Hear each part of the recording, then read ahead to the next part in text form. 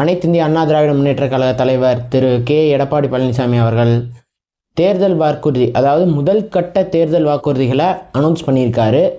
So already நம்ம TVK தலைவர் விஜய் அவர்கள் காஞ்சிபுரத்தில் அவர் ஒரு லிஸ்ட் ஆஃப் தேர்தல் வாக்குறுதிகள் 8 பாயிண்ட் கிட்ட சொல்லியிருந்தார். நாங்கள் கட்சி ஜெயிச்சா இதெல்லாம் நிறைவேற்றுவோம், இதெல்லாம் நாங்கள் கண்டிப்பாக பண்ணுவோம்னு சொல்லி. இப்போது எடப்பாடி அவர்கள் வந்து முதல் கட்ட தேர்தல் வாக்குறுதிகளாக ஒரு 5 வாக்குறுதிகளை வந்து அறிவிச்சிருக்கிறாரு.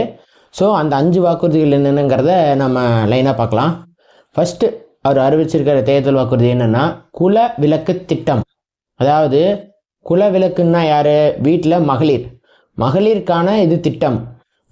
இப்போது மாதம் 2000 ரூபா மகளிரோட ஒவ்வொரு ரேஷன் கார்டில் இருக்கிற மகளிரோட அக்கௌண்ட்டுக்கு வந்து டைரெக்டாக ட்ரான்ஸ்ஃபர் பண்ணிடுவாங்க.